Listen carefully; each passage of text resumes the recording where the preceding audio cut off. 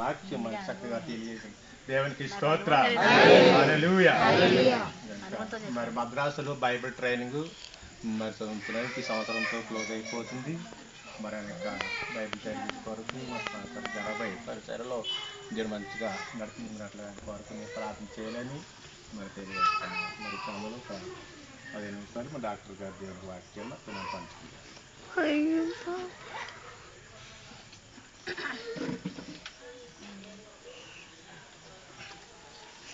మొదటిగా దేవునికి స్తోత్రం అండి. అలాగే దైవజనులందరికీ నా హృదయపూర్వక వందనాలు చెల్లిస్తున్నాను.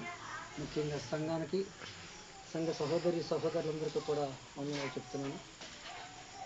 దేవుడు మహాకృపను బట్టి ఆయనలోకి మార్చబడిన ప్రతి వ్యక్తి కూడా ఆ దేవుని వాక్యం అనే మాటలకు లోబడి ఉంటారు. ఎందుకంటే వాక్యమే దేవుడు. ఎవరితో ఏ మాట మాట్లాడతాడో మనకు తెలియదు, కానీ దేవుడు చాలా లోతుల్లో మాట్లాడతాడు.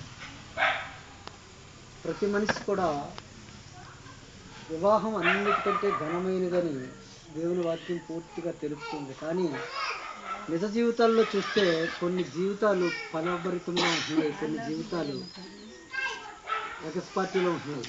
మీకు తెలియదు కాదు, వాక్యం అయితే ఉంది. ఏమనుంది? భర్తలారా మీ భార్యలారా మీ భర్తలకు వాక్యం అయితే ఉంది. కానీ నిజ జీవితంలో కొంచెం డిఫరెన్స్ ఉంటుంది దానికి దీనికి. ఎందుకంటే ఒక్కసారి మనం అందరం హల్లెలూయా చెప్పుకుందామండి. ఒకసారి ఎంతమంది చెప్పారు? అనుకరించారు మీరు ఎవరో చూడగా కూడా సరిపోయింది, కానీ ఎంతమంది చెప్పారండి హల్లెలూయా? ఎందుకో తెలియక అందరూ చెప్పలేదు. యేసు ప్రభువుకు మీరు ఇచ్చేది ఏంటంటే కేవలం స్తుతి, స్తోత్రం, హల్లెలూయా మాత్రమే. ఇక మీరు ఏమి ఇవ్వలేరు ఆయనకి. ఇస్రాయేలు చేస్తున్న స్తోత్రాల మీద ఆసీనుడని మనమే చెప్పుకుంటూ ఉంటాం. కనుక కనీసం 2 చేతులు ఎత్తి హల్లెలూయా చెప్పడానికి కూడా మీకు శక్తి లేకపోతే ఇక వాక్యంలో మీరు ఏమి ఎదుగుతారు? చెప్పండి ఒకసారి హల్లెలూయా. ఇది బాగుంది ఇప్పుడు. ఎందుకంటే దేవుని దాసులు ఆ మాటలను ఎందుకు చెప్తారంటే మీ జీవితాలకి ఆ వాక్యం అర్థం చేసుకొని దాని ప్రకారంగా జీవిస్తారని చెప్తారు ప్రతి చోట కూడా. నేను బైబిల్ చదువుతూ ఉంటాను. నేను చదివిన తర్వాత ఆ మాటలను చూస్తే మన జీవితానికి దానికి చాలా డిఫరెంట్. చూడండి, అపోస్తలుడైన పౌలే చాలా విధాలుగా, చాలా రకాలుగా, చాలా సంఘాలకు చెప్పాడు మంచి మంచి వాక్యాలు. అయితే కొలస్సీలకు కూడా చెబుతూ ఒక మాట చెప్పాడు. 3వ అధ్యాయం 18వ వాక్యం చదవండి. కొలస్సీలకు అపోస్తలుడైన పౌలు చెబుతున్నాడు ఒక మాట.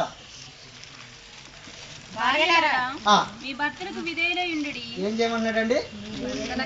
ఒకటి భార్యలకు చెప్తున్నాడు ఇక్కడ. భార్యలారా మీ భర్తలకు విధేయులై ఉండుడి, ఇది ప్రభువును బట్టి యుక్తమై ఉన్నది. భర్తలారా ఏం చేయాలండి? ఈ భార్యలను ప్రేమించుడి, వారిని నిష్ఠూర పెట్టకుడి. అన్ని విషయములలో మీ తల్లిదండ్రుల మాట వినుడి. అంటే చాలా మంది వచ్చేసారు అక్కడికి. భార్యాభర్తలు వచ్చేసారు, పిల్లలు వచ్చేసారు. చూడండి ఎంత చక్కటి లోతులు అంటే చాలా లోతైన మాటలు అవి. ఇంకా కొంచెం ఇది ప్రభువుని బట్టి మెచ్చుకొనదగినది. తండ్రులారా మీ పిల్లల మనసు కృంగకుండునట్లు వారికి కోపం పుట్టింపకుడి. ఇది ఇంకా మంచి మాట. తండ్రులారా మీ పిల్లల కృంగకుండునట్లు.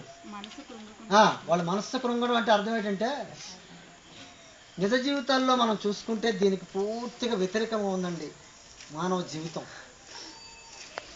ఇప్పుడు అదే అధ్యాయం 24, 25 చదవండి. ప్రభు వలన స్వాస్థ్యమును ప్రతిఫలముగా పొందుదుమని ఎరుగుదురు గనుక. అంటే ప్రతి మానవుడికి ఉన్న ఆస్తిపాస్తులన్నీ కూడా ఎవరి వల్ల వచ్చేయటండి?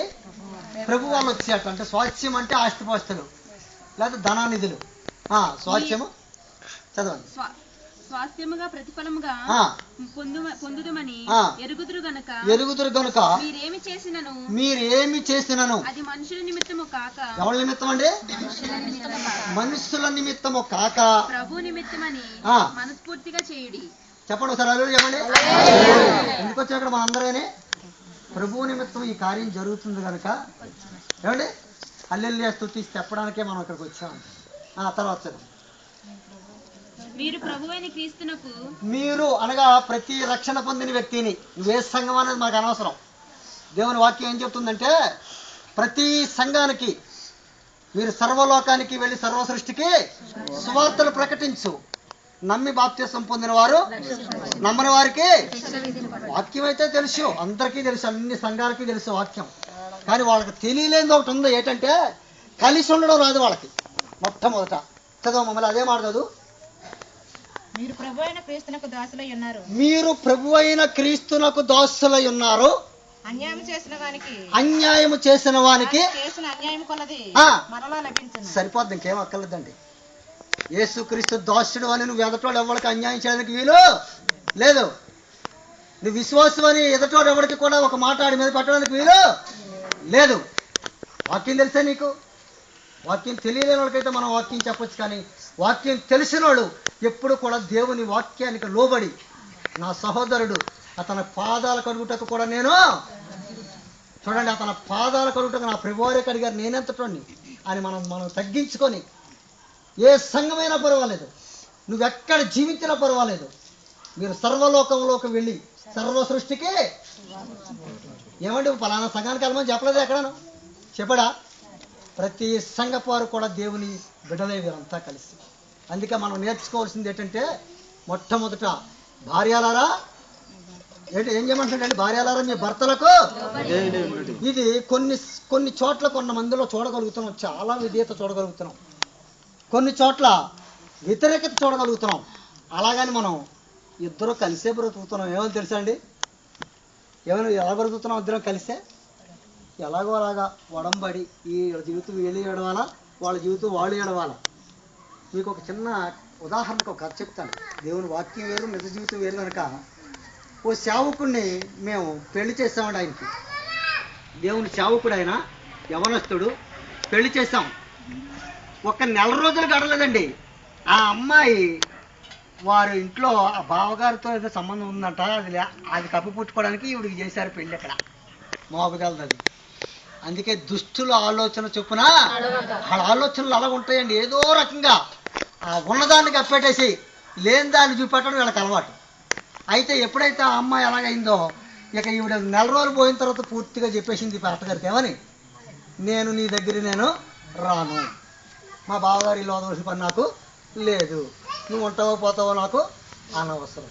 కానీ ఇతను దైవజనుడు. ఈ దైవజనుడికి ఎంత పరిచర్య చేయాలి ఈవిడి. కథల్లో చూస్తే అబ్బా రిబక ఆ మహాలోతుల్లో ఆ బంధువులకి ఇంకా అక్కడికి వెళ్ళేటప్పటికే ఒంటులకి నీళ్లు పోసి ఎన్నో రకరకాల బైబిల్లో చూస్తుంటాయి. నిజ జీవితాలు యాంటీగా ఉంటాయండి. అందుకే ఈ లోకంలో ఇప్పటికి వచ్చేటప్పటికి అందరికీ కూడా విలువలు తప్పి వాళ్ళు ఇష్టానుసారంగా నడుస్తున్నారు.